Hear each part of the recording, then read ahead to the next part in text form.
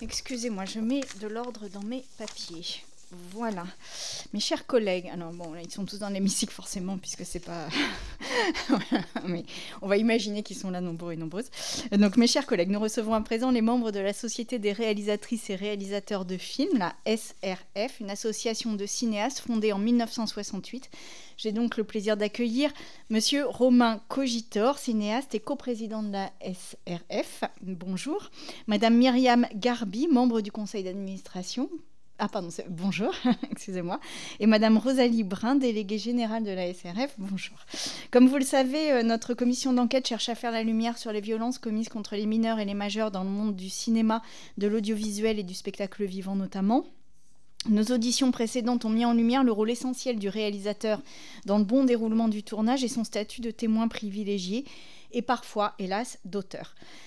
Des violences, notamment sexuelles et sexistes, qui peuvent survenir avant, pendant et après un tournage. Le monde MeToo a-t-il fait évoluer les pratiques des réalisateurs dans la conduite d'acteurs? Aborde-t-on aujourd'hui différemment les scènes impliquant un contact physique entre les comédiens? Comment permettre à la parole de se libérer, non pas des années après, mais sur le moment, même si cela peut avoir des incidences sur la marche d'un film? Que faire ensuite d'un film qui aurait été entaché par des faits de violence sexuelle? Autant de questions sur lesquelles nous souhaiterions évidemment vous entendre. Je rappelle que cette audition est ouverte à la presse et qu'elle est retransmise en direct sur le site de l'Assemblée nationale. Avant de vous laisser la parole et d'entamer nos échanges pendant environ 1h30, je vous rappelle que l'article 6 de l'ordonnance du 17 novembre 1958 relative au fonctionnement des assemblées parlementaires impose aux personnes entendues par une commission d'enquête de prêter serment, de dire la vérité, toute la vérité, rien que la vérité. Je vous invite donc à lever la main droite, allumer votre micro, lever la main droite et dire « je le jure ». Je le jure. Je le jure. Je le jure. Je vous en remercie. Je vous laisse la parole pour un propos liminaire et ensuite nous passerons aux questions. Alors, je vais démarrer en vous disant juste 2 mots supplémentaires sur la SRF. Comme vous l'avez dit, c'est une association constituée depuis 1968. La SRF porte dans son nom le mot « société ».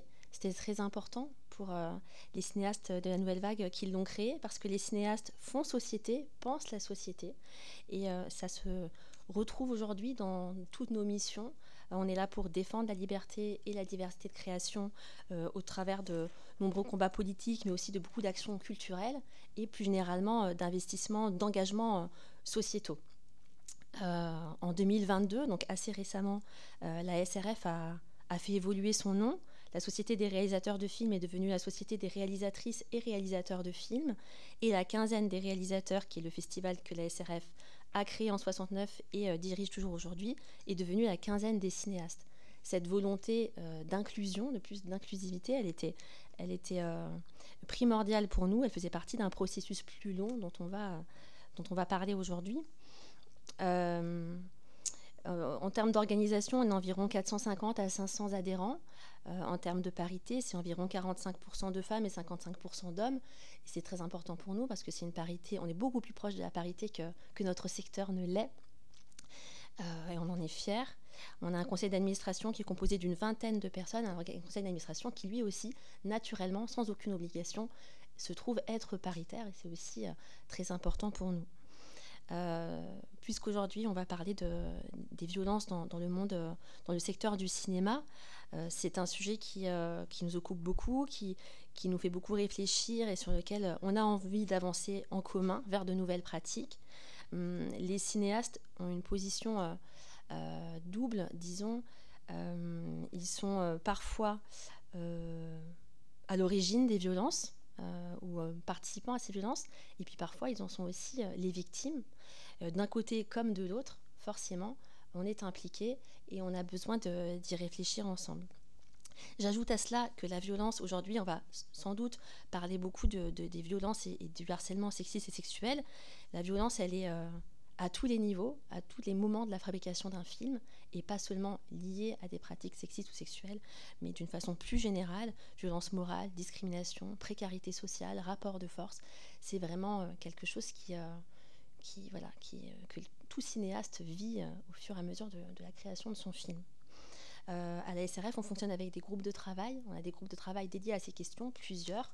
On a un groupe de travail Riposte qui réfléchit à la façon dont les films peuvent vivre avec violence leur sortie en salle, avec des attaques d'une partie de la population directement sur les propos des films. On a un groupe de travail sur les bonnes pratiques en festival. On a un groupe de travail sur les questions de l'écologie. Et puis, on a un groupe de travail qui s'appelle Éthique et Inclusion et qui va directement réfléchir au sujet qui nous intéresse aujourd'hui.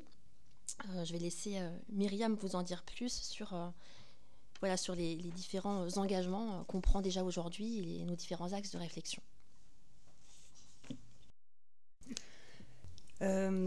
Moi, j'ai commencé par juste vous dire rapidement, moi, ça fait 3 ans que je suis à la SRF, ça fait 3 ans que je travaille dans ce groupe de travail, donc, qui est dédié à l'éthique et à l'inclusion.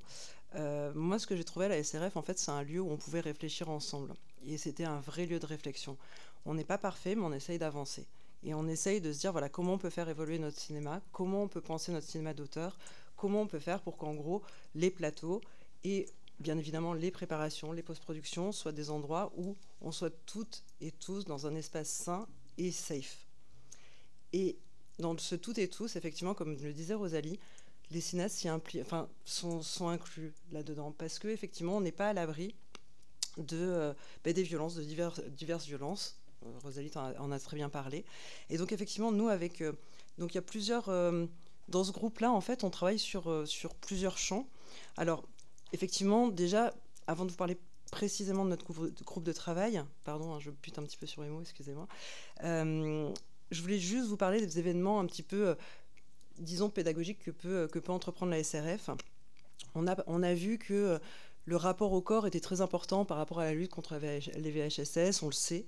C'est-à-dire que, par exemple, nous, cette année, en 2024, on a eu une école de la SRF au Festival de Clermont-Ferrand. C'est un festival de court-métrage. C'était une école qui s'appelait « Filmer le corps féminin ». Et donc, pour cette école, on avait invité 2 cinéastes, donc membres de la SRF, qui sont Lucie Borletto et Caroline de Ruas-Peano. Et donc, du coup, voilà, donc il y avait un échange vraiment là-dessus. Ensuite, on a aussi fait des ateliers, comme un atelier sur le métier de coordinateur d'intimité. Et donc là, pareil, on a invité Monia Ayet-Elhadj pour effectivement parler de ce métier, poser les questions, parce que c'est pas forcément évident dans un premier temps, voilà, faire un petit peu de pédagogie et d'information.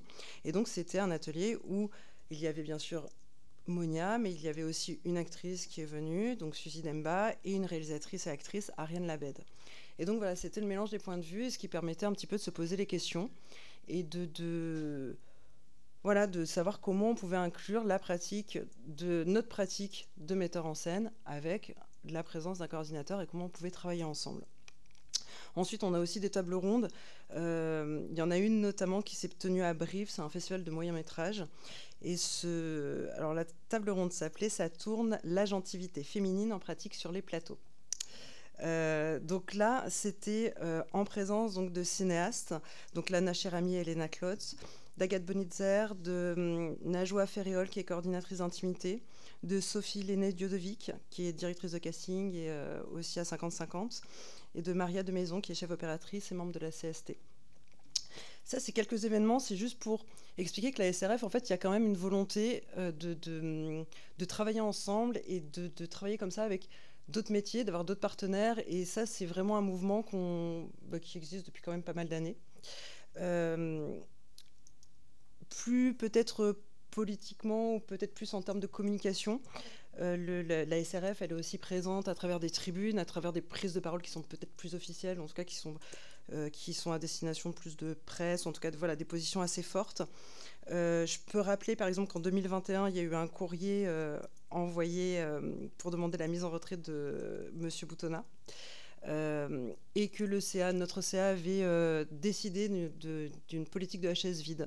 C'est-à-dire que tant qu'il n'y avait pas de décision, la SRF ne participait plus aux réunions. On n'a pas forcément été très suivis par d'autres collectifs, mais bon voilà, en tout cas la SRF avait une position très tranchée, très claire là-dessus. Plus récemment, en 2022, on a fait une tribune sur le manque de parité à Cannes. parce que 5 réalisatrices dans la compétition officielle sur 21 à cette époque-là, pour nous, c'était pas assez. On a également fait un communiqué de soutien aux victimes de Depardieu en avril 2023, ce qui nous paraissait complètement essentiel, évidemment. On a aussi également rédigé un communiqué en soutien aux actrices en février 2024. Je sais que comme ça, là, des communiqués, des tribunes, on peut se dire « Ah oui, non, mais ça, c'est de l'écrit, etc. » Mais n'empêche que je pense que c'est aussi tout un mouvement qu'imprime la SRF et qui est soutenu par l'entièreté de ses adhérents. Et ça, c'est hyper important de se dire que voilà, toutes ces tribunes, ces communiqués sont réfléchis ensemble. C'est pas une ou deux personnes, c'est vraiment quelque chose, c'est un mouvement qu'il y a au sein de la SRF, voilà, pour voilà, avancer dans nos pratiques. Cette année, on a aussi la chance, l'honneur, je ne sais pas comment on peut dire, d'avoir Judith Godrèche dans notre CA maintenant. Nous l'avons cooptée. Pour nous, voilà, c'est pareil, on est hyper honoré qu'elle soit avec nous parce que justement, alors, pas qu'on compte sur elle pour tout, bien évidemment, mais en tout cas, ça nous permet aussi elle peut nous aider à insuffler une dynamique, à nous aider encore plus sur ces sujets-là, voilà. Et ensuite, pour les choses un petit peu plus, disons, concrètes, moi, je vais vous parler du groupe Éthique et Inclusion. Donc c'est un groupe dans lequel on mène en fait une réflexion et des actions autour de la lutte contre les VHSS et contre les actes discriminatoires. Plus précisément, on travaille aussi bien donc sur les VHSS que sur des discriminations ethno-raciales, que sur des discriminations économiques, des discriminations sociales, etc. J'ai le sentiment que... Alors, la réflexion est toujours en cours, c'est un groupe qui est effectivement mouvant de par ses thématiques, mais en tout cas j'ai le sentiment qu'on a un groupe qui s'inscrit dans une intersectionnalité qui est assez intéressante, parce que ça permet de réfléchir globalement à un système de domination qui est effectivement très fort dans notre secteur, on ne va pas se mentir, et c'est un groupe aussi où on peut partager nos expériences et voir où peuvent être les creux. Ce qu'on peut faire concrètement avec ce groupe, c'est bien sûr travailler avec des collectifs et des associations. C'est-à-dire qu'on a organisé, par exemple, cette année, une journée intercollective, donc où on s'est retrouvés pendant toute une journée avec plein de collectifs du secteur pour réfléchir sur la lutte contre les actes discriminatoires dans le cinéma. Donc c'était une journée hyper riche où effectivement on pouvait confronter nos pratiques, confronter nos points de vue, se poser la question de ce qu'on pouvait faire, ce qu'on pouvait mettre en place. Et de cette première journée, on est sorti des sous-groupes de travail où en fait on se mélange en termes de collectifs et donc du coup voilà, on peut travailler ensemble et mettre en commun aussi nos trajectoires pour faire sens et pour qu'on soit ensemble là-dessus. On organise bien sûr des ateliers, donc celui de coordinateur d'intimité par exemple. On rencontre effectivement plein d'associations. Alors parce que ça fait sens pour nous voilà, encore une fois, c'est du travail ensemble, c'est pas que nous d'un côté et puis les autres de l'autre. En fait, il n'y a pas cette idée-là. Donc, c'est vraiment l'idée de confronter nos pratiques et de chercher des solutions ensemble. Et début 2024, on a aussi lancé une enquête interne auprès des adhérents de la SRF. C'était une enquête, en fait, à la base, qui concernait la lutte contre les VHSS. On s'est rendu compte, et je vais vous donner quelques chiffres, mais on s'est rendu compte à travers ce questionnaire qu'il y avait on peut dire une prise de conscience générale, l'envie et la nécessité et le respect de la parole et l'envie qu'il y ait des prises de parole, en fait. Okay. Est-ce que c'est possible d'accélérer un tout petit peu pour qu'on ait le temps des questions? Merci. Donc, je vous donne juste des chiffres. 50% des répondants déclarent avoir été victimes de discrimination. 54% des répondants déclarent ne pas avoir trouvé d'interlocuteur à qui en parler. 61% des répondants pensent qu'être une femme et ou issue d'une minorité a desservi leur parcours professionnel. 46% des répondants déclarent avoir été victimes de harcèlement moral ou sexuel ou d'agression sexuelle dans le cadre professionnel. 68,5% des répondants déclarent que les espaces de création, donc c'est de l'écriture à post-prod, sont à améliorer pour qu'ils soient des espaces sécurisés et sécurisants. 53% des répondants déclarent que MeToo et les récentes prises de parole ont changé leur façon de travailler. 91,4% des répondants se disent plus vigilants. 86% des répondants jugent utile la désignation d'un référent harcèlement. Et enfin, 54,3% des répondants jugent la présence d'un coordinateur d'intimité nécessaire. Merci, Monsieur Kogidor. Vous voulez ajouter quelque chose ? Je suis donc là pour représenter la coprésidence de la SRF. Nous sommes 3 personnes et on alterne chaque année pour qu'il y ait une parité dans ce trio de présidence. Donc je ne suis pas dans le groupe de travail de Myriam, mais je me sens très concerné par les VHSS. Et je venais ici notamment pour témoigner de ma pratique et de mon expérience d'un tournage avec une coordinatrice d'intimité. Je ne sais pas si vous souhaitez que je développe dès à présent ou... Je me fais la voix aussi à travers la coprésidence d'une génération qui tient à s'emparer de ces questions à bras-le-corps, que ce soit sur les VHSS, mais aussi sur la façon de représenter les relations hommes-femmes, sur l'écologie, sur la représentation des diversités aussi à l'écran. Avant d'entrer plus en détail dans mon expérience, je voulais rappeler quelques éléments de spécificité du poste de réalisatrice et réalisateur. C'est que, d'une part, nous n'allons pas sur les tournages des autres, si notre métier est uniquement réalisatrice ou réalisateur.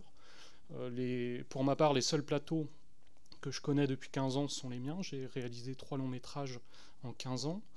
La deuxième spécificité, c'est donc pour le cinéma, peu tourner, en tout cas sur notre génération. Donc 3 films en 15 ans, mais c'est beaucoup de travail de développement, d'écriture, puis de développement du film. Vous avez entendu les organisations de scénaristes qui vous décrivaient aussi cette situation particulière de travail qui n'est pas reconnu comme du travail, qui est donc en termes de droit sous le code de la propriété intellectuelle. Donc il n'y a pas de minima de rémunération. Il est tout à fait légal de rémunérer par exemple 1 centime un scénario pour une année de travail. Et on est assez seul dans cette étape qui dure entre 3 et 6 ans pour un tournage qui, lui, va durer entre 5 et 10 semaines. Et un ensemble de fabrication du film en termes de salariat, il n'y a pas d'obligation ni de chiffre particulier, mais qu'on peut estimer entre 3 mois et 1 an à peu près. Des éléments de contexte aussi, côté auteur, il y a un rapport de l'Inspection générale des affaires culturelles de 2003 qui note une baisse de 30% du pouvoir d'achat des artistes-auteurs en moins de 20 ans. Le rapport Racine qui, lui, indique que les aides directes de l'État aux auteurs représentent seulement 1,4% des aides, et que c'est trop peu. Et que, par ailleurs, les auteurs, autrices, réalisateurs, réalisatrices sont les seuls ayants droit qui n'ont pas de soutien automatique de la part du CNC. Sur le côté fabrication et le volet donc réalisation qui nous occupe aussi aujourd'hui, il y a une chute du devis médian des films. On est passé de 4 millions d'euros il y a une dizaine d'années quand la convention collective quand la convention collective et ses annexes ont été décidées. On était à 4 millions, aujourd'hui on est à 2,7 millions en devis médian, ce qui fait une contraction et disons des grandes difficultés, des grandes tensions dans les possibilités de fabriquer des films. Donc on est en tant qu'auteur, autrice, réalisateur, réalisatrice, on est dans un contexte de précarité. En tout cas pour une grande partie d'entre nous à la SRF. J'ai tourné mon dernier film en 2022, après 7 années de développement. Le Covid a aussi allongé les choses.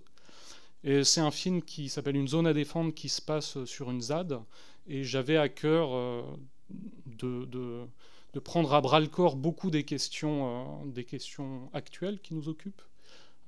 Notamment la question de la représentation des rapports hommes-femmes, la façon de filmer les corps, le corps féminin, le corps masculin, et la façon de fabriquer aussi ces scènes.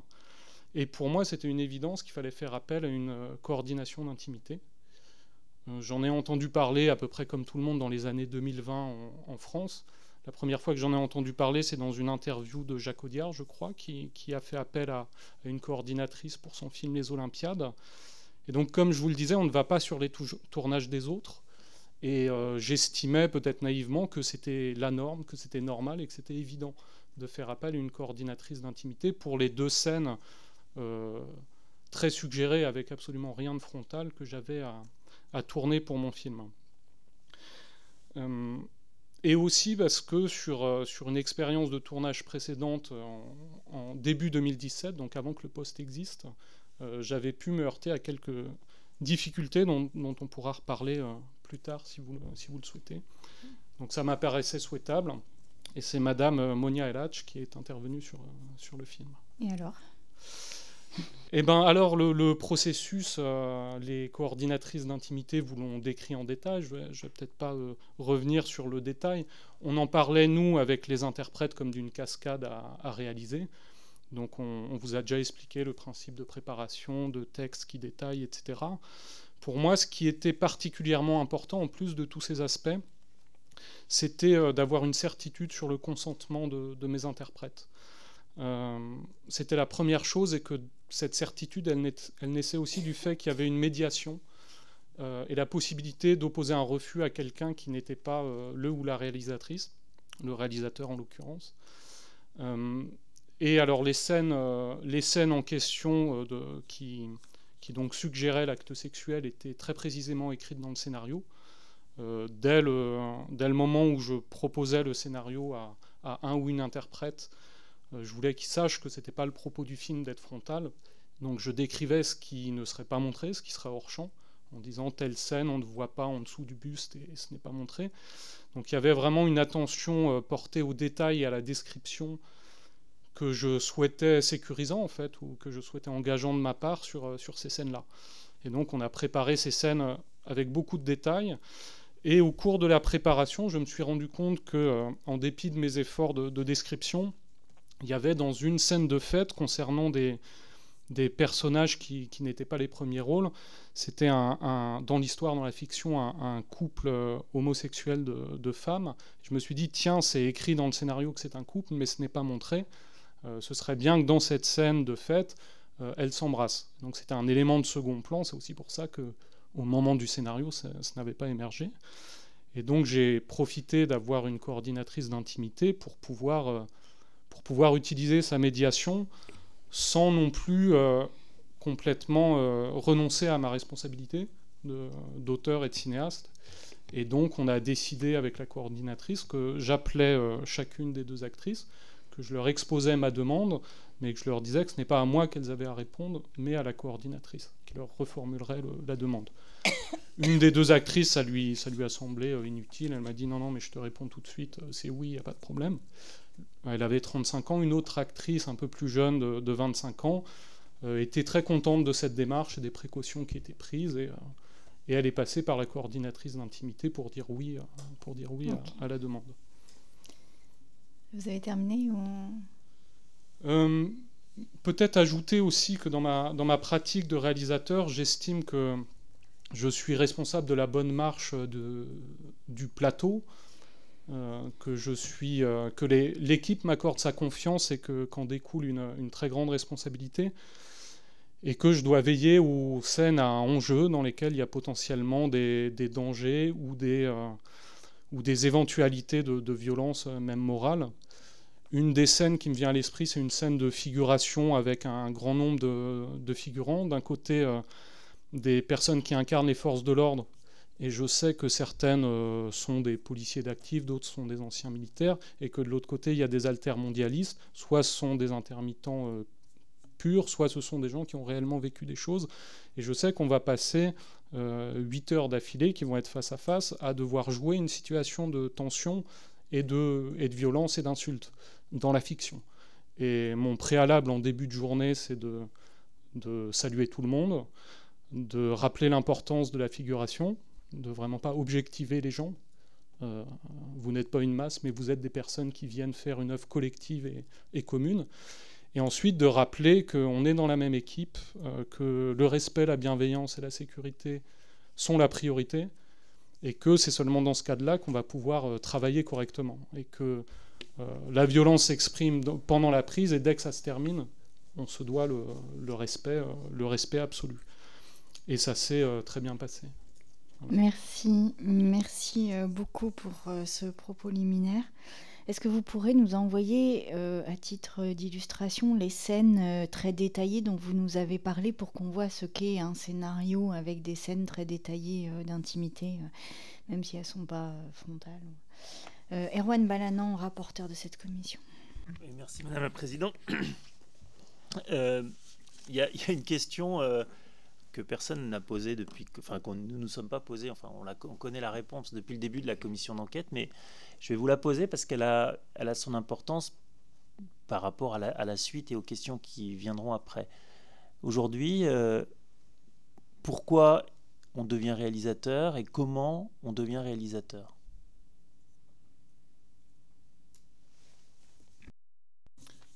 Comment on devient ? Il y a beaucoup de chemins. Justement, contrairement à d'autres métiers comme la médecine, il n'y a pas la sanction d'un concours. C'est ce que m'a dit mon père médecin quand j'ai raté pour la 3e fois la FEMIS. Il m'a dit, mais tu pourras quand même exercer ton métier. Et donc, il y a les voies royales que sont la FEMIS et différentes écoles privées ou publiques.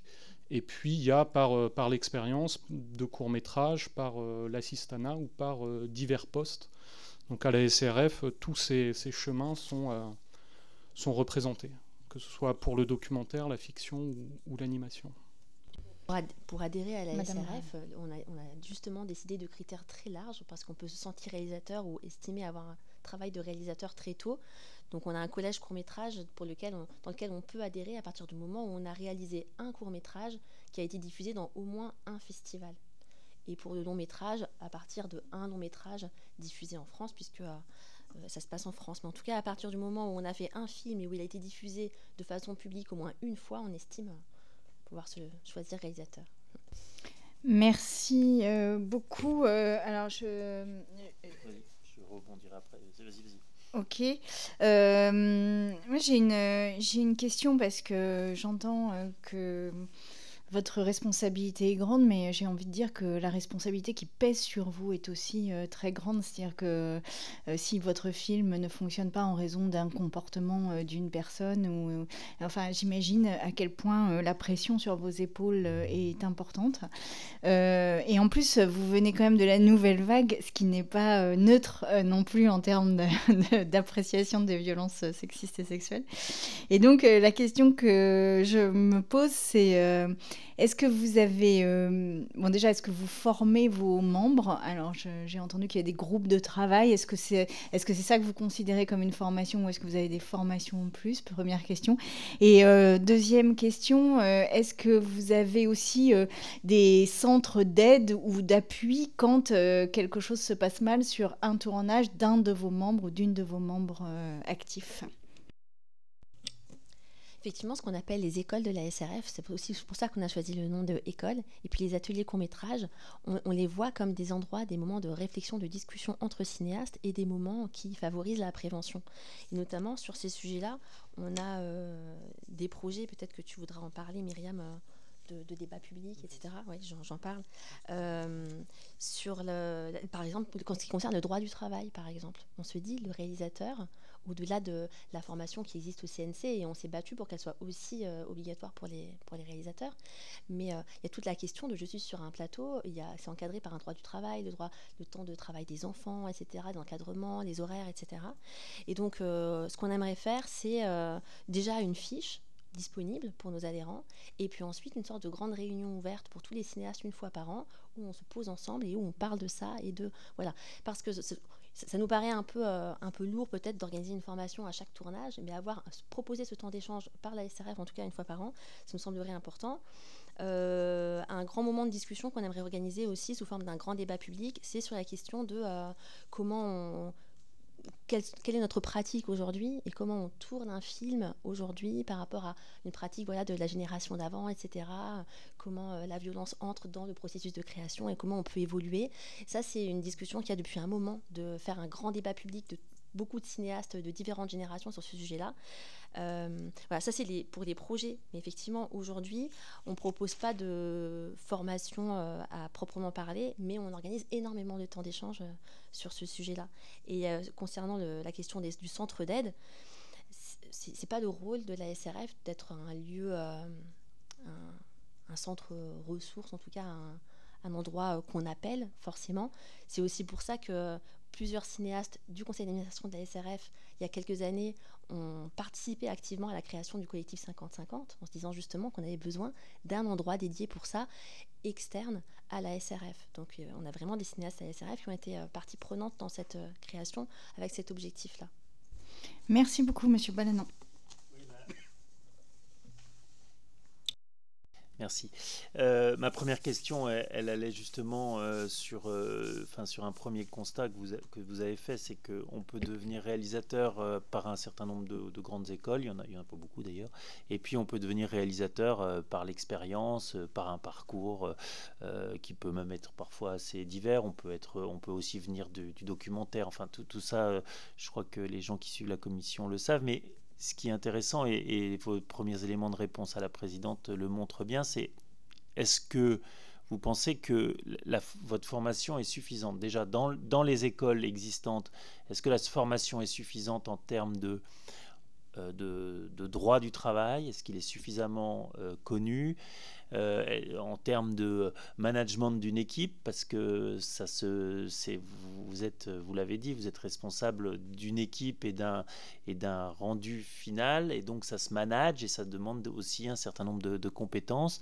Et puis évidemment aussi, est-ce que vous avez une formation suffisante en termes d'appréciation des problèmes des problèmes humains qui peuvent arriver, c'est-à-dire de détecter des souffrances, etc.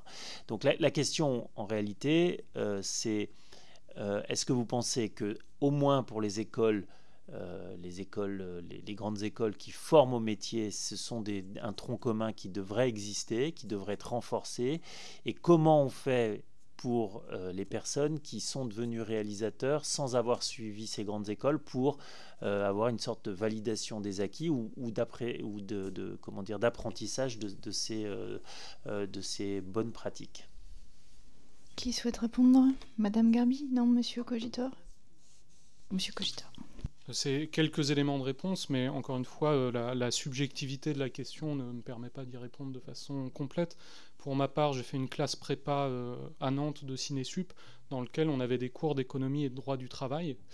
Et par ailleurs, en travaillant, le ou la réalisateur, réalisatrice, travaille de toute façon avec son ou sa première assistante, qui pour le coup est spécialiste des questions d'amplitude horaire, de droit du travail. Donc on ne peut pas aller en tournage sans ignorer les questions minimales d'amplitude horaire, de temps de tournage des enfants, etc. Même si on n'a pas eu de formation spécifique, le ou la première assistante est là pour les rappeler et les mettre en place en préparation. Madame Garbi? Alors du coup, moi, j'ai pas fait d'école, donc vous avez le panel, c'est-à-dire que moi, j'ai fait la fac, et donc j'ai été première assistante réalisateur. Donc voilà, donc je vois très bien de quoi parle Romain. Donc effectivement, le poste de première assistante, c'est rappeler effectivement la législation et travailler sur la législation avec le directeur de prod. Maintenant, moi, je pense que ça peut être vraiment intéressant. Enfin, moi, à la fac, par exemple, j'avais pas du tout de cours de droit ou d'économie, enfin très peu. Et moi, je trouve que c'est vraiment hyper intéressant d'avoir ça dès le début, en fait. Dès le début, et je me dis que voilà, nous, à notre échelle de SRF, déjà mettre en place des choses comme ça, enfin voilà, je pense que c'est bien parce que c'est un temps où vous n'êtes pas en prépa, vous pouvez suivre ça et pas dans le speed d'une prépa d'un film où il y a 10 000 informations à traiter. Est-ce que votre association reçoit des subsides publics? Est-ce que vous, sur vos projets, vous pouvez avoir des aides du CNC, mais est-ce que l'association SRF en elle-même a des subsides publics? Oui, tout à fait. Sinon, nous n'existerions pas. On a effectivement une subvention du CNC qui est assez importante. On est aussi subventionné, enfin aidé financièrement par la région Île-de-France. Et voilà, pour les aides publiques en tout cas. Ensuite, par les organismes de gestion collective pour la partie action culturelle. Et ensuite, on a des financements privés et puis les adhésions de nos adhérents, mais c'est une petite partie. D'accord. Aucune de ces aides publiques n'est conditionnée à des formations ou à une prise en compte des violences sexistes et sexuelles dans votre association? Non, il ne me semble pas. On pourrait regarder effectivement les articles de nos dossiers de subvention, mais je ne pense pas, non. D'accord. Donc respect de la laïcité, j'imagine, si vous avez une subvention Île-de-France, mais pas respect du corps des personnes. Très bien. Monsieur Balanon. Juste, j'ai pas compris en quoi ma question était subjective là tout à l'heure. Non, c'est la réponse qui est. Pardon. Ah oui, parce que excusez-moi, pas de souci. Non, tout d'un coup, je me disais qu'est-ce que j'ai dit qu'il fallait pas dire. Ça arrive et c'est bien de nous le rappeler si on le fait. Si je peux compléter sur ce sujet-là, par rapport à la formation des réalisateurs en devenir, effectivement, c'est important. Mais il y a une part de management, effectivement, pour les réalisateurs. Mais je pense quand même que c'est le producteur, à son endroit, qui a la responsabilité de vérifier, en arrivant sur le plateau, que toutes les personnes qu'il a engagées sont formées et ont les connaissances. Pardon, monsieur Cogitor. Oui, par ailleurs... il ne faut pas oublier qu'un long métrage, même modeste, donc le devis médian est à 2,7 millions, il y a des premiers films, il y a des nouveaux entrants, des nouvelles entrantes, mais on ne se lance pas comme ça du jour au lendemain. Il y a quand même une expérience préalable qui est requise en tous les cas, quel que soit le chemin de formation et le chemin de vie. Monsieur Balanon. Oui, et puis vous avez bien rappelé, sujet qu'on a vu, revu et qu'on reverra encore, que l'employeur sur le film est le producteur, et à ce titre, dans le rapport au respect du code du travail, c'est lui qui est responsable. Moi, je voulais poser un peu des questions sur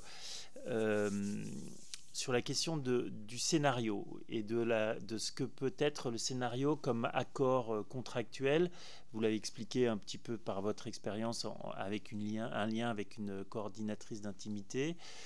Aujourd'hui, on voit, et c'est pour ça aussi que la question du droit m'intéressait, c'est que souvent, il y a un contrat qui est signé entre un producteur et des comédiennes et le réalisateur, et le scénario n'est pas complètement développé, séquencé, et ne permet pas toujours à la, par exemple, comédienne qui aurait une scène de nu de bien l'appréhender, de bien voir ce qui va lui être demandé ou pas.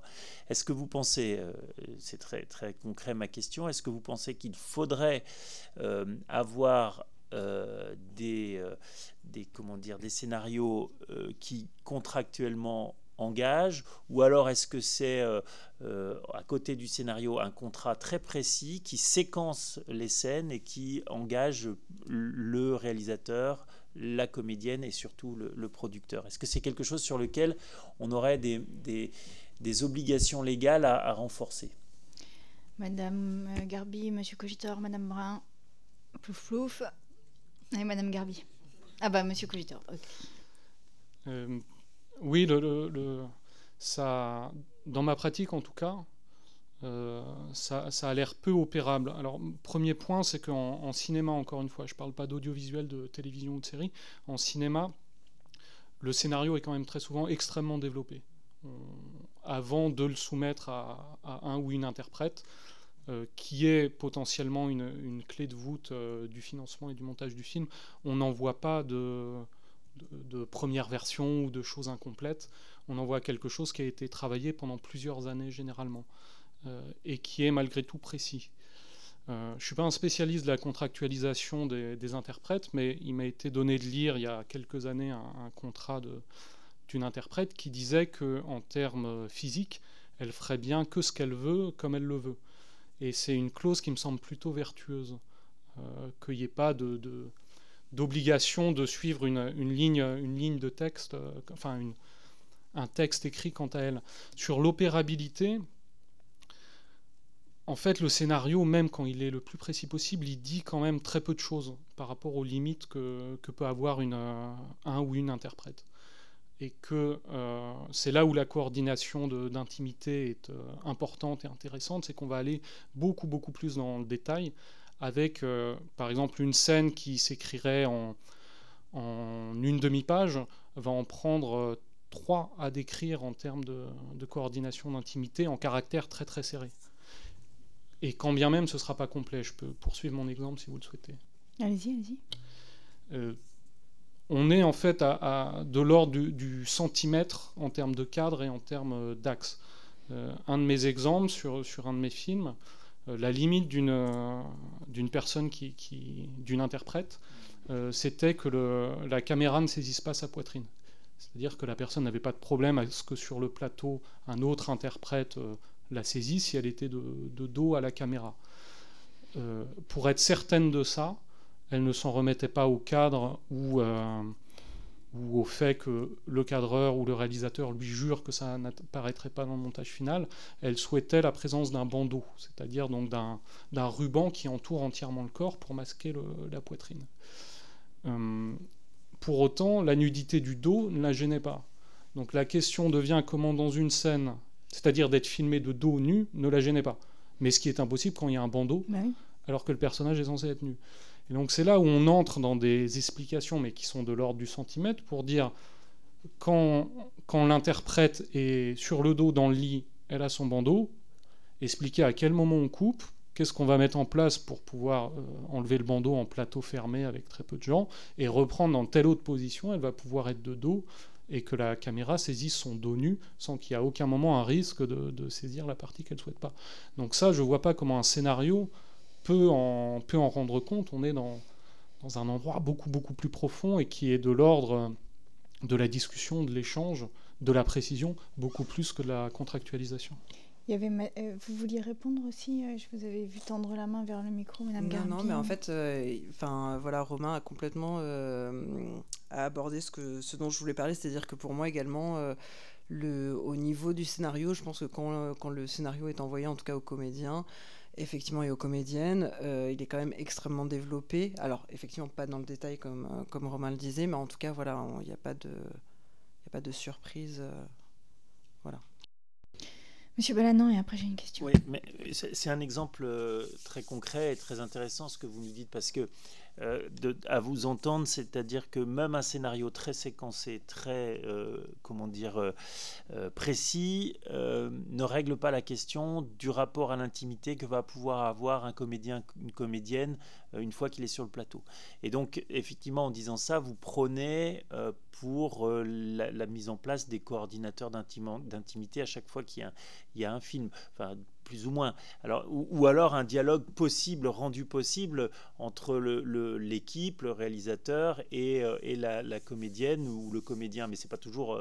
On peut pas comment dire, être sûr que l'entente va se faire. Donc c'est un vrai sujet. Donc cette question-là, elle est intéressante. Et est-ce que vous pensez par contre que, pour revenir sur le scénario, il dit qu'il y a un nu. Il dit qu'il y a un nu, il le décrit. La comédienne ou le comédien va signer sachant qu'il y a un nu, et voilà. Et puis le réalisateur décide de rajouter, c'est plus un nu, c'est pas deux corps nus, c'est deux corps nus qui s'enlacent. C'est plus pareil, c'est plus tout à fait la même chose.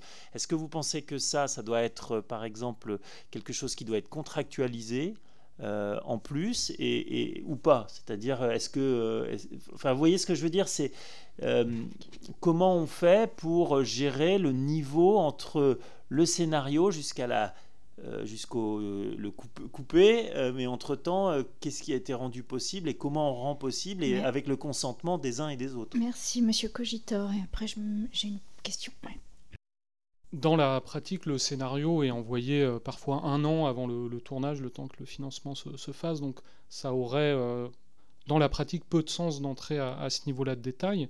La coordination d'intimité est une réponse. Et si une des propositions de la SRF, c'est que non pas de rendre la coordination d'intimité obligatoire pour les majeurs, mais qu'il y ait obligation de poser la question aux interprètes, et pas de façon directe, réalisateur, réalisatrice, interprète, mais en passant par exemple par les agents, et de demander si l'interprète souhaite qu'il y ait une coordination d'intimité, et à partir du moment où la réponse est positive, que du coup la production et la mise en scène s'obligent à accéder à cette demande. Ça peut ne pas être le cas. Il y a une réalisatrice qui a réalisé un très beau film l'an dernier, qui, en discutant avec son couple d'interprètes, en leur décrivant très précisément chaque plan, chaque limite, etc., les 2 interprètes majeurs ont dit qu'ils préféraient faire ça, tourner... Non, un couple, je veux dire. L'acteur... Non, ils n'étaient pas du tout un couple dans la vie. Non. Ils jouaient un couple à l'écran, ils n'étaient pas un couple dans la vie. Mais disons que la question leur a été soumise. avec une description beaucoup plus précise que le scénario. Et je pense qu'il y a une confiance aussi qui s'est créée à ce moment-là dans cette discussion avec la réalisatrice et dans cet échange. J'ai une question autour du temps, parce que, en fait, évidemment, là, on discute beaucoup en amont de ces auditions, et ce qui apparaît très souvent, c'est que une scène est prévue, et puis parce que elle ne convient pas au réalisateur ou à la réalisatrice, mais plus souvent au réalisateur, parce qu'elle ne convient pas, il décide de la changer in situ, immédiatement, de changer les plans, de changer les positions, de changer la nudité, le degré de nudité ou pas. Et en fait, ce qui apparaît assez nettement dans les échanges que moi, en tout cas, j'ai pu avoir, c'est qu'il n'y a pas non plus le temps de la réflexion pour les personnes, ni le temps de l'acceptation, ou de la réflexion, et de savoir quelle est la limite que je souhaiterais poser ou pas poser, et est-ce que je veux garder tel vêtement, est-ce que je veux pas le garder, et que tout se fait dans un temps très contraint, très tendu, parce que évidemment il y a une feuille de route, il y a un planning, voilà. Et donc, est-ce que vous avez réussi à dilater ce temps avec une coordinatrice d'intimité? C'est-à-dire, est-ce que ça aide à gérer cette question du temps restreint? Et est-ce que, pour vous, ça permet aussi de mieux définir, enfin d'aider les comédiens, même dans une situation d'urgence, à mieux définir leurs souhaits? Oui, tout à fait. C'est, encore une fois, comme une cascade. C'est-à-dire que si on se dit qu'il y a un plan A, et que si alors concernant une cascade, des raisons météorologiques, pour une scène en extérieur d'intimité, ça peut aussi être le cas, si ça se passe mal, un plan B, et on connaît et on questionne les limites. La coordinatrice ou le coordinateur d'intimité permet d'explorer, de questionner sur ces limites de façon très franche, là où le dialogue direct peut éventuellement être gêné par la pudeur ou pas de la personne à la mise en scène ou de la personne à l'interprétation. Mais malgré l'urgence, normalement, tout a été bordé avant et on sait quelles sont les limites, et on s'interdit de dépasser ces limites au moment du tournage. Avec coordinateur d'intimité? Alors avec, en l'occurrence pour mon dernier tournage, ou sans sur mon tournage précédent. Une fois la limite évoquée, posée, il n'est pas question d'insister ou demander à faire autrement, en tout cas autrement, dans un cadre qui sorte des limites. Alors pour vous, mais dans les témoignages qu'on reçoit, c'est précisément au moment du tournage de la scène, dans le feu de l'action, que les commandes changent, et que du coup les conditions de réalisation, enfin les conditions de tournage, le jeu d'acteur se modifie. Donc c'est ça la difficulté, et l'indispensable présence d'un tiers qui permet en effet de lever les tensions directes, et du coup aussi les coups de pression possibles sur telle ou telle personne. Est-ce que tu as une question supplémentaire? Oui, coup de pression, ça permet de faire justement une belle transition. On voit que réalisateur, c'est aussi un métier de la gestion de la frustration. Frustration parce que la cascade qu'on avait prévue dans le scénario n'est pas possible parce qu'il fait mauvais et que le plan de tournage ne permettra pas de la faire. Frustration parce que le comédien ou la comédienne n'est pas exactement comme on aurait imaginé qu'il soit en termes de prestations et en termes de jours de forme, etc. Donc c'est parfois extrêmement difficile. Comment on peut gérer ces frustrations? Parce que quelqu'un qui est frustré, c'est quelqu'un qui souvent s'énerve, c'est assez humain, et quelqu'un qui s'énerve, c'est un plateau entier qui peut s'énerver. La bienveillance peut disparaître, l'empathie peut disparaître, et tout d'un coup, c'est là qu'on peut avoir des accidents de gens qui s'agacent, qui s'énervent. Alors, je ne suis pas en train de dire que c'est parce que vous avez des réalisateurs frustrés qu'on a des délits sur des tournages, mais ça peut hélas y contribuer. Et moi, je reviens sur cette idée que j'ai depuis un moment, c'est de se dire que sur un plateau, qui c'est qui gère la bonne vie ensemble? Et est-ce que quelqu'un n'aurait pas ce rôle à avoir, c'est-à-dire de faire en sorte que c'est le rôle du producteur peut-être, mais le producteur, une fois qu'il a produit son film, il est en train de travailler le développement d'un autre film. Et donc, est-ce qu'il ne pourrait pas déléguer cette tâche de la bonne vie ensemble sur le plateau et de tout simplement le respect, de l'empathie, de la sympathie? C'est mon côté bisounours qui parle. La solution, elle ne commence pas sur le plateau. si le réalisateur se retrouve dans cette situation sur un tournage, s'il a cette pression qui lui est mise, c'est parce qu'il travaille sur son scénario depuis 4, 5, 6 ans. Il a réussi à finir son film, il se retrouve sur ce plateau, en réalité, il joue sa vie sur ce plateau. Pour ce qui se passe pour lui, c'est très grave. Donc bien sûr, si à un moment donné, que ce soit l'acteur qui dise non, ou il se met à pleuvoir, ou quoi que ce soit, ça a une conséquence pour lui qui est décuplée. Donc pour gérer cette frustration, il faudrait changer tout le fonctionnement du financement du cinéma aujourd'hui pour permettre aux réalisateurs de travailler dans de meilleures conditions depuis le début. Enfin, il y a tout un travail en amont, en tout cas, à faire, qui ne démarre pas sur le plateau, en tout cas, c'est sûr. Après, il y a des solutions sur le plateau auxquelles on peut réfléchir. Et vous parliez d'une personne sur le plateau qui gérerait l'humeur. Effectivement, et ça, c'est une réflexion. Ça existe aux États-Unis. On a une réalisatrice de notre conseil d'administration qui travaille beaucoup avec les États-Unis et qui nous parlait de ce well-being coordinator. Well-being coordinator. Voilà. Mais c'était sur un tournage. C'était une personne qui vient une fois par semaine parler avec tout le monde, mais sur un tournage qui dure 6 mois. Bon, c'est pas la même chose sur un tournage en France.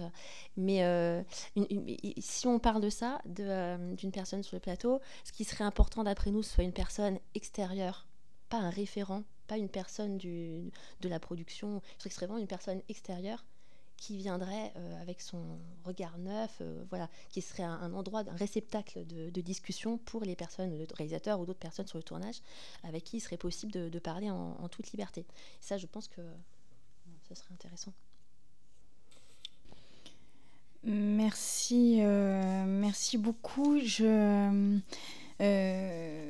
Moi, je voudrais savoir aussi quelles conséquences très concrètes, financières et de statut cela a pour vous qu'un film soit l'objet d'une dénonciation de comportement abusif. Qu'est-ce que vous risquez très concrètement dans vos finances et dans votre statut si y a par exemple une actrice qui se plaint d'une agression sexuelle lors du tournage?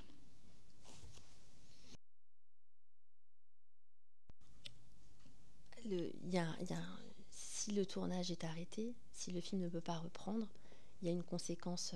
Je ne sais pas vraiment s'il y a une conséquence financière, parce que je pense que le réalisateur est payé pour son temps de travail, mais il y a des conséquences, voilà, comme un projet sur lequel vous travaillez depuis 10 ans et puis qui s'arrête du jour au lendemain et qui ne reprendra pas. Enfin, c'est évident. Après, c'est pas une raison pour continuer un tournage quoi qu'il arrive ou pour quoi que ce soit. Donc c'est une catastrophe ou un motif grave qui est inéluctable. Après, on peut trouver des solutions, et la solution les travaux qui sont faits avec les assurances notamment sont pour nous une option intéressante, en tout cas en termes financiers. Parce qu'en fait, une des raisons pour lesquelles les victimes ne parlent pas forcément, ou taisent les faits, ou n'osent pas prendre la parole dans les instances, c'est que précisément cette charge-là, elles la connaissent très bien et elles savent que leur parole peut arrêter un projet de plusieurs années, mettre d'autres personnes en difficulté. Et du coup, la question que je me pose en vous écoutant, c'est si une agression sexuelle, malgré toutes les précautions qui sont prises, etc., a lieu sur un tournage, qu'est-ce qui, selon vous, pourrait être fait? Alors, on a entendu le collectif Respect qui esquisse des pistes, mais qu'est-ce que vous, en tant que réalisateur, vous demanderiez, peut-être aux législateurs que nous sommes, pour garantir en fait que votre travail ne puisse pas être comme ça menacé par un fait, ou par plusieurs d'ailleurs, mais au moins par un fait sur un plateau? Disons que moi j'ai le sentiment que c'est plus avec les assurances que ce débat se pose en fait, puisque effectivement avoir comme ça, quand il y a quelque chose qui se passe sur un film, avoir un temps d'enquête, avoir un temps d'arrêt, avoir tout ça, oui, il y en a besoin, mais effectivement ça met en péril les films sur lesquels on travaille, et que ça soit pour les équipes techniques, que ça soit pour les réalisateurs, que c'est pour tout le monde. Donc effectivement, moi j'ai l'impression que c'est vraiment un enjeu d'assurance. Voilà, de pouvoir arrêter les films et pouvoir les reprendre, surtout. Oui, c'est ça. Mettre en suspens, le temps mettre de côté les personnes qui ont besoin de l'être ou de trouver une solution ensemble de façon à pouvoir reprendre le tournage dans un second temps. En fait. Et est-ce que la clause telle qu'elle est actuellement définie vous semble bien proportionnée, bien dimensionnée? Est-ce qu'elle semble répondre aux difficultés éventuelles? Vous parlez de la clause qui est proposée par le groupe Respect? Non. Ah, d'accord. Alors ça, la clause proposée par les assurances qui, par exemple, alors c'est 5 jours maximum, c'est 500 000 euros et c'est sur la base d'un dépôt de plainte ou signalement au procureur. On n'a pas d'avis arrêté sur le sujet. 5 jours, c'est court. C'est sûr qu'évidemment, il faudrait que ce soit quelque chose soit proposé qui soit beaucoup plus ample, sans doute, pour pouvoir parfois trouver des solutions. Mais... C'est au moment du dépôt de plainte, donc c'est toujours pareil. Je veux dire, le film est déjà déstabilisé avant un dépôt de plainte. Enfin, je veux dire, c'est déjà très grave. Enfin, je veux dire, le dépôt de plainte, ça peut venir, mais très très loin derrière, enfin très très loin après. Donc c'est pas forcément c'est pas forcément. La solution, elle est peut-être encore à calibrer, je pense. Oui, même si c'est la place de cinéaste à l'endroit de cette question, enfin c'est une question de production beaucoup. Sur une violence dans laquelle le réalisateur ou la réalisatrice n'aurait rien à voir, ce serait un accident terrible et comme un autre accident, mais c'est dur de vous répondre. On a connu le Covid et moi ayant attrapé le Covid sur mon tournage, il y a eu un arrêt de 2 jours, c'était très lourd, très pénible, j'ai eu très peur, mais à part ça, tout était entre les mains de la production. Moi à mon niveau, je me suis isolé complètement tant qu'il y avait une suspicion avant d'avoir une certitude, et une fois qu'il y a eu une certitude, on a arrêté. On a arrêté pendant 2 jours, c'est-à-dire 4 consécutifs avec le week-end. Mais c'est très loin de l'endroit de cinéaste, cette question-là. On est plus dans une question de production. Mais vous avez pu vous arrêter précisément parce qu'il y avait une assurance à l'époque? Non, c'était de l'audiovisuel, donc on n'entrait pas dans le champ. En tout cas, à ma connaissance, vu qu'encore une fois, c'est pas moi qui ai géré directement la chose. Mais l'information que j'ai eue, c'est que le coût a été partagé entre producteurs et diffuseurs. Si, monsieur Balanon. Juste revenir sur la question du scénario, parce que c'est un élément important dans le cinéma, évidemment, avec 2 cultures différentes. La culture française qui a longtemps été un peu caricaturé d'ailleurs sans doute, où le scénario c'était quelque chose de très souple, voire c'était même mieux s'il n'existait pas. Et puis une culture anglo-saxonne et américaine en particulier, où vous avez des scénarios très très détaillés, très engageants. Moi je reviens sur le sujet parce que ça reste quand même un élément de l'ordre du contrat entre toute l'équipe et tout le monde. Et je trouve que j'aimerais vraiment vous entendre, parce que j'ai pas été complètement satisfait. C'est pas sur ce sujet-là. Est-ce que le scénario doit engager? Est-ce que c'est quelque chose qui doit être qui devient quelque chose de contractuel? Voilà. Et au-delà de ça, le scénario, c'est aussi l'histoire que ça raconte. Et donc l'histoire que ça raconte, c'est ce qui permettra ou pas d'avoir une aide. Et donc je rebondis justement sur les aides, sur le CNC. Tout à l'heure, je vous ai entendu dire qu'il faudrait peut-être revoir la façon dont les aides sont faites. Ça m'intéresse d'avoir cette question, sachant qu'on a un cinéma qui existe parce qu'il est profondément aidé, et c'est tant mieux. Et donc ça donne aussi une responsabilité à ceux qui décident d'aider les films, dans ce qu'ils ont comme message, mais dans les gens aussi qu'on aide. Vous voyez voilà. Et donc, je voulais vous entendre sur cette question-là, du scénario jusqu'à l'aide. Comment on peut améliorer les choses? Pour vous répondre en plusieurs étapes, on l'a vu, il y a une contraction des temps de tournage qui va en se comprimant de plus en plus. Il y a une quinzaine d'années, on était sur une 30aine de jours pour des films dits fragiles ou fauchés. Aujourd'hui, on est ça descend jusqu'à 24 jours. Donc plus le temps est comprimé, plus il faut savoir à l'avance ce qu'on va faire, et moins il y a de marge d'improvisation, si on met de côté certaines exceptions artistiques de films. Peut-être plus facile ou pas, c'est une question. À l'époque où c'était de l'argentique, pas fondamentalement. Ouais, non, juste par rapport à ça, pas forcément, parce qu'en fait, le truc, c'est qu'effectivement, en pellicule, par exemple, il fallait beaucoup plus éclairer, il fallait beaucoup plus... Il y avait des choses comme ça, mais en même temps, on n'a pas des équipes qui passent de 40 à 12, par exemple, ou alors c'est une vraie volonté de mise en scène, et ça, c'est encore autre chose. Donc sur le scénario, finalement, si on est sur un film qui a, par exemple, pas de préachat télé, ou qui a pour seul diffuseur un distributeur cinéma qui a mis un minimum garanti, j'ai presque envie de dire que le réalisateur ou la réalisatrice, c'est lui ou elle le garant de son scénario, et que dans ce temps imparti très court et avec ses moyens très limités, il ou elle va essayer de tout filmer ou de filmer le maximum. Donc c'est quasiment une réponse à l'envers à votre question. Là où sur un film qui a des diffuseurs, que ce soit du film de plateforme ou des films avec des préachats de télévision, là il y a un engagement contractuel plus fort du producteur vis-à-vis des diffuseurs l'ayant préacheté, et ça peut être contractuellement, le réalisateur ou la réalisatrice doit s'engager à filmer tout ce qui est écrit. Finalement ça revient à manager son temps de travail et à ne pas dépasser. Mais on est de l'ordre de la séquence, encore une fois. On n'est pas sur l'ordre du geste ou sur l'ordre du cadrage. On est juste s'engager à filmer ce qui est écrit. Sur le financement et les subventions possibles et leur amélioration, on se dit, nous aussi, qu'un bonus pour la coordination d'intimité, ça peut être quelque chose de pertinent. Notamment parce que... ça peut être, selon le type de budget du film, un coût assez lourd, parce qu'il ne s'agit pas seulement d'une coordinatrice ou d'un coordinateur qui est là une journée, mais il y a un temps de dépouillement du scénario, il y a un temps de préparation avec les acteurs, il y a le déplacement, les repas, etc., les répétitions. Donc c'est quelque chose, c'est un véritable choix et un véritable investissement de la part de la production.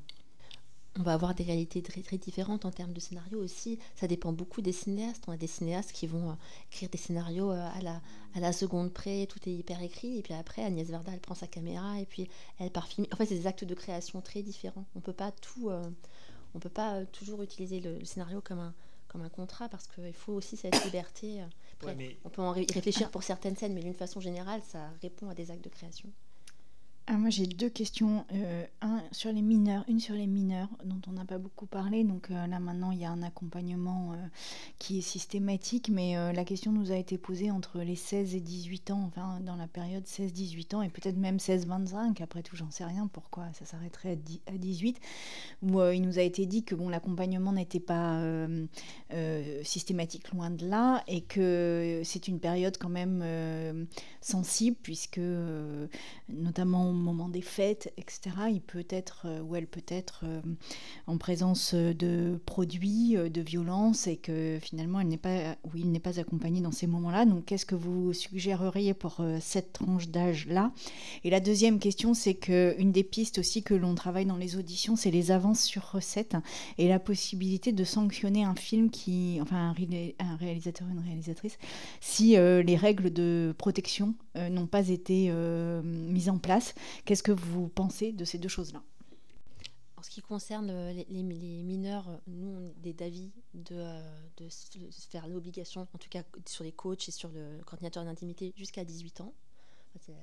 La réflexion qu'on a eue entre le 16-18, on s'est dit 18. Sur l'intimité. Et par ailleurs, on n'en a pas parlé, mais sur l'intimité, par ailleurs, chacun va avoir un avis très différent de ce que c'est l'intimité, où ça démarre. D'où le principe de proposer de toute façon un coordinateur d'intimité, même dès qu'un homme et une femme sont dans la même pièce, presque, ou même deux femmes, enfin peu importe, parce que c'est pas à nous de juger, réalisateur, à quel moment on est dans une scène d'intimité ou pas. Et la deuxième question, c'était... l'avance sur recette. Et on est tout à fait d'avis de renforcer le rôle de sanction du CNC ou d'autres structures. En tout cas, à ce sujet, d'ailleurs, on réfléchissait, je ne sais pas si ça a été dans les tuyaux à un moment donné, à l'idée de la création d'une commission ad hoc au CNC sur ces questions, sur les questions sociales, une commission qui pourrait être composée de nos différentes organisations, de personnes extérieures qui pourraient être là en soutien et en réflexion dans le suivi de cette commission d'enquête. Mais je vais peut-être préciser une chose dans la réponse de Rosalie, c'est que les mesures de protection en tant que réalisateur, ce n'est pas nous qui employons les personnes. Donc une mesure de protection, enfin si c'est la société de production qui refuse l'embauche à la demande du réalisateur ou de la réalisatrice qui refuse une embauche, qu'est-ce qui se passe? Est-ce qu'on est condamné sur son film suivant alors même que c'est avec une autre société de quelque chose qui n'est pas de notre fait? Donc il faudrait en étudier les modalités quand même. Ok, merci. Est-ce que tu avais une dernière question? Non, je crois que Est-ce qu'il y a un aspect qu'on n'a pas abordé et qui vous semble important? Oui, vous posiez la question du remplacement du réalisateur ou de la réalisatrice, ce qui est une question très épineuse pour nous à partir du moment où c'est a priori, c'est-à-dire les propositions du groupe Respect qu'on trouve très généralement très intéressantes et que c'est un rapport très important. On est par contre plus circonspect sur cette idée de, au préalable et a priori, désigner quelqu'un en remplacement en cas de simple mise en cause. Et Madame Girard notamment et d'autres personnes vous ont exposé la problématique entre le droit de la propriété intellectuelle et le droit du travail. Donc on n'a pas de réponse claire. On sait que nous, dans la pratique, c'est le commun accord. Par exemple, moi, sur une série documentaire, je me suis trouvé à un moment indisponible parce que j'avais mon long métrage qui se débloquait et j'avais prévenu à l'avance. Et donc, il y a un autre réalisateur qui est entré à ce moment-là en jeu quand j'avais réalisé un épisode et demi. Et on a décidé entre nous, après montage, que j'aurais 100% de droit du premier épisode et que lui prendrait l'entièreté du deuxième, même si j'en avais fait une partie. Et ça, la loi interdit aux producteurs de se mêler de cette question du partage de droits de diffusion. C'est au gré à gré entre auteurs. Donc ces cas existent de remplacement. Alors là, c'est en cas d'indisponibilité. Mais il y a la nécessité du commun accord. On est inquiet de se dire qu'en cas d'une mise en cause, sans plus de précision et sans... c'est-à-dire qu'une œuvre, alors a fortiori quand on l'a écrit, mais même réalisée, est une écriture, c'est que c'est notre propriété. Rosalie a parlé, c'est notre propriété intellectuelle. Rosalie a parlé de ces processus d'années et d'années d'écriture. Si sur une mise en cause, on se retrouve exproprié de cette propriété intellectuelle, derrière c'est irrémédiable. Enfin, on ne peut pas revenir là-dessus. Ce sera la nouvelle personne qui aura pris la mise en scène qui sera du coup propriétaire de la suite, même si on est blanchi et innocenté.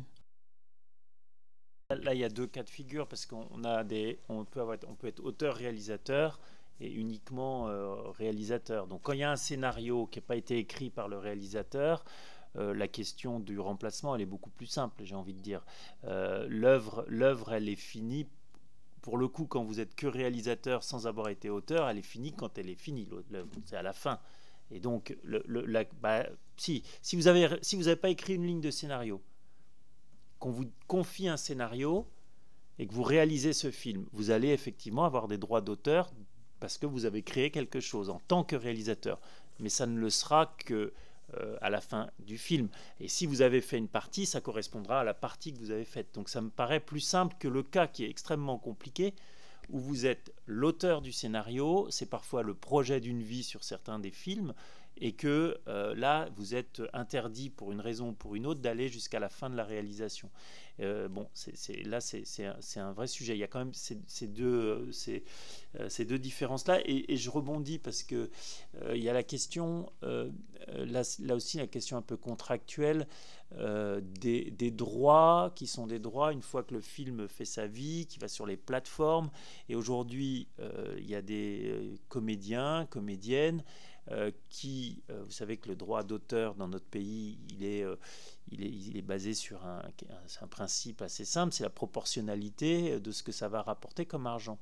Et que vous pouvez avoir un contrat qui vous dit c'est 100 000, mais si ça devient un succès interplanétaire, même si vous avez contractualisé 100 000, vous pouvez réclamer les 4 millions que ça vaut plus tard. Et est-ce que sur ces sujets-là, vous pensez que le droit d'auteur est suffisamment... Alors, il est bien encadré.